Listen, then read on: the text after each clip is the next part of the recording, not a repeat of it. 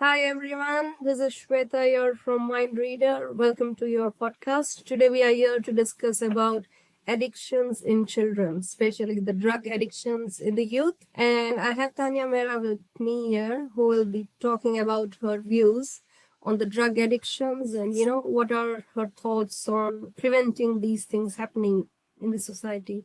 Welcome, Tanya. How are you doing? Very good, very good. Yeah. So today's topic, what is the topic, Shweta, we are talking about today? What's the topic? About the drug addictions in the youth and how to prevent it. Especially, okay, yeah. That's very sensitive issue and very important to discuss about this issue because it's spreading like hell. It is. आजकल के बच्चे even हम सोचते थे कि Indian इसमें involve नहीं है, हम देख रहे हैं कि our kids are also getting into drugs nowadays, which is really like it's very sad. तो जैसे कि तुमने मेरे से पूछा कि पहली बात ये है कि बच्चे आते क्यों है ड्रग्स में, है ना श्वेता?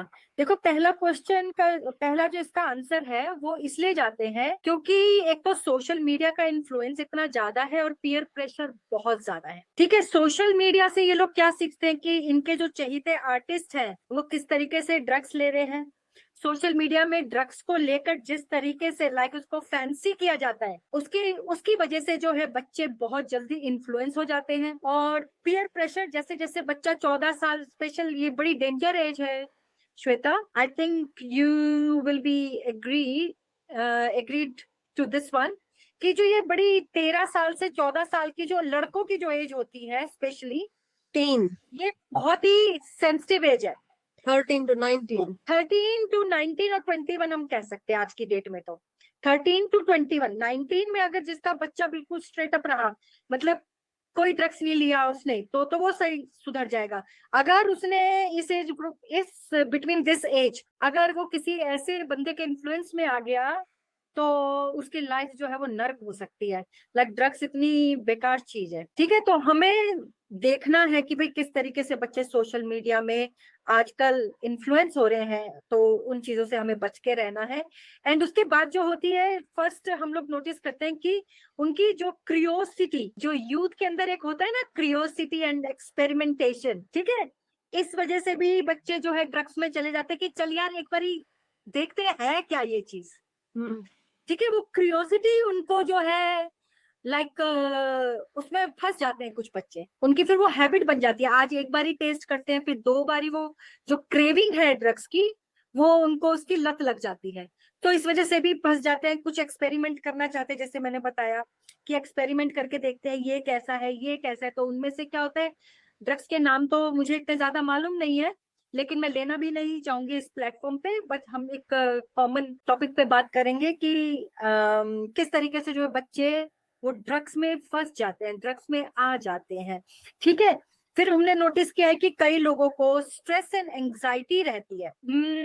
बहुत सारे बच्चे हैं जो लोग स्ट्रेस और एंजाइटी को लेकर बहुत स्ट्रगल कर रहे हैं। क्यों? उनकी फैमिली जो है या तो ब्रोकन फैमिली है, या उनपे पढ़ाई का बहुत ज्यादा उनकी फैमिली उनपे प्रेशर कर रही है। घर में देखा जाए तो उनके साथ भेदभाव हो रहा है बच्चों के साथ।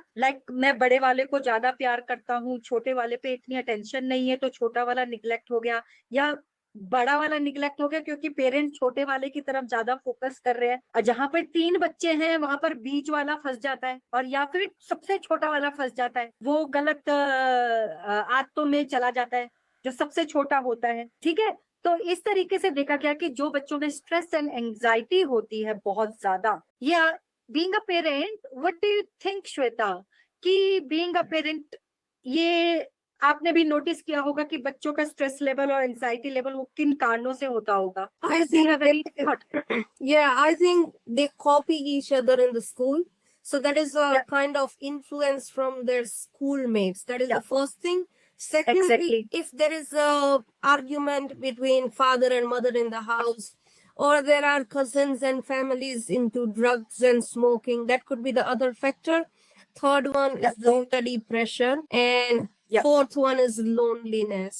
Like they are not getting enough love. Exactly. So these are the topics we have discussed, and there are further more कि अगर किसी बच्चे को, श्वेता, अगर कोई रोल मॉडल या रोल मॉडल नहीं मिला लाइफ में, ठीक है, तो भी बच्चे जो है उसमें ड्रग्स में चले जाते हैं कि उनके पास कोई मतलब इस तरह की गाइडेंस नहीं दी किसी ने, उनको कोई ऐसा रोल मॉडल नहीं मिला, क्योंकि क्या है कि आजकल मल्टीपल मैरिजेस हो रही हैं, ठीक है, उनके फादर उनके अच्छे रोल मॉडल नहीं रहे, ठीक, इस वजह से भी बच्चे नोटिस करते हैं कि उनको मतलब वो जो फादरली लव है वो नहीं मिला। कई बार सिंगल पेरेंट्स के जो बच्चे हैं वो इन चीजों में स्ट्रगल कर जाते हैं, मतलब या तो मदर के प्यार से वो लोग वंचित रह जाते हैं या फिर फादर के प्यार से। तो इस कश्मकश में भी जो है बच्चा जो है प्रॉपर गाइडेंस ना मिलने की वजह से और एक रोल मॉडल ना होने की वजह से भी ड्रग्स में चला जाता है।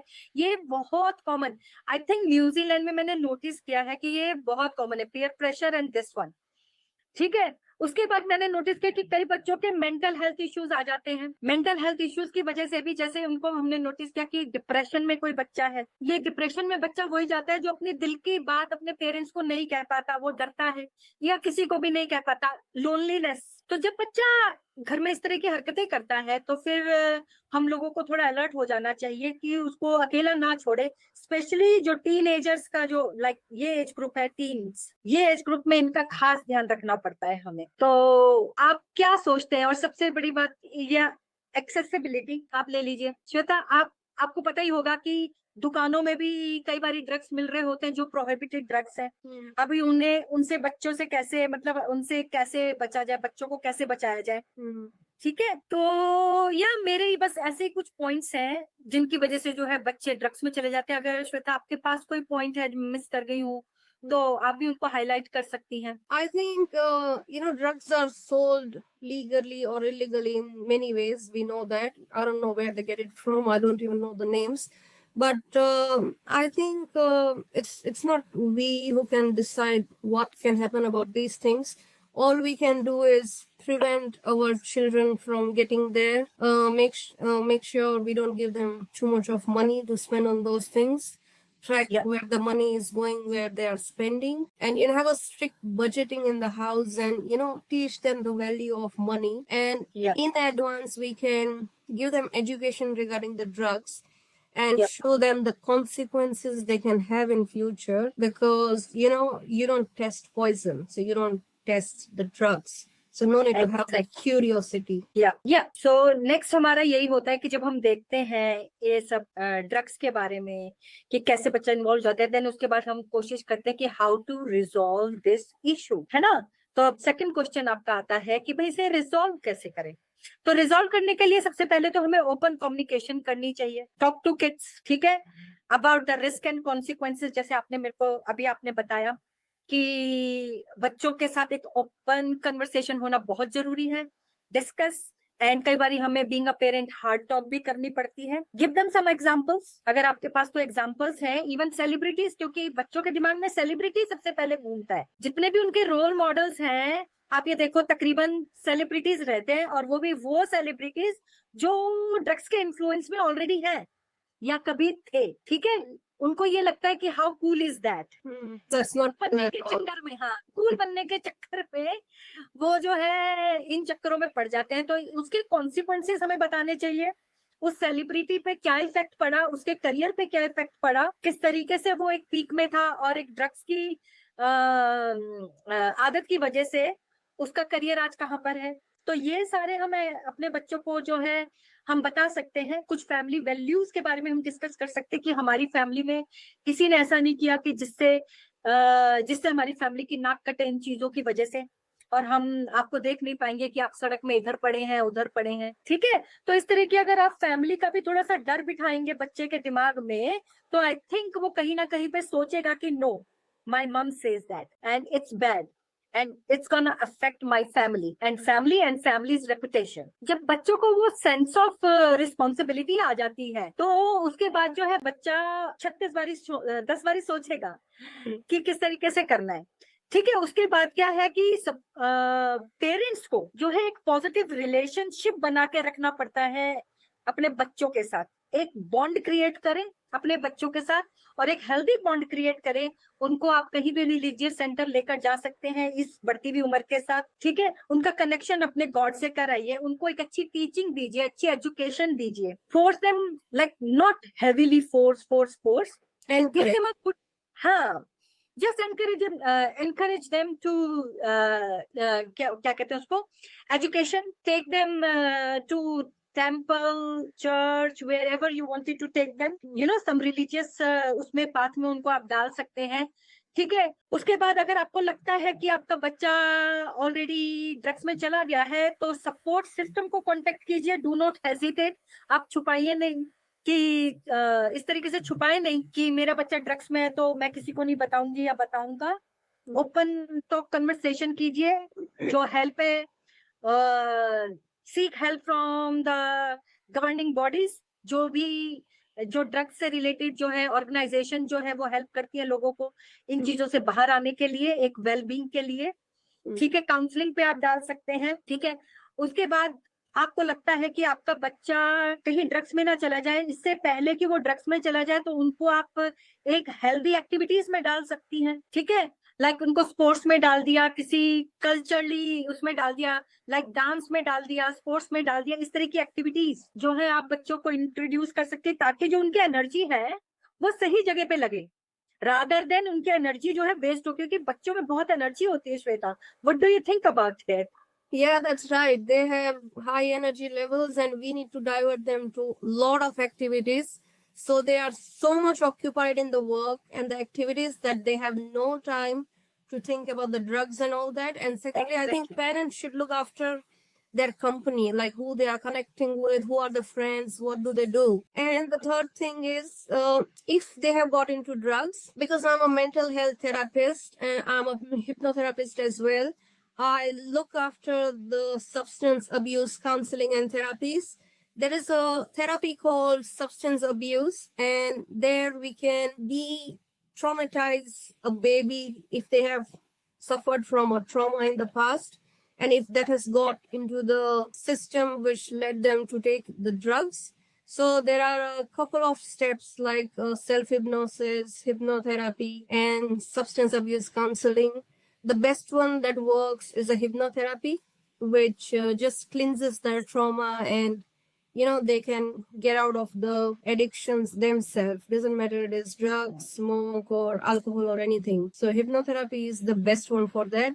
But I will encourage all parents to give time to the children, love them, and take them out, not just work.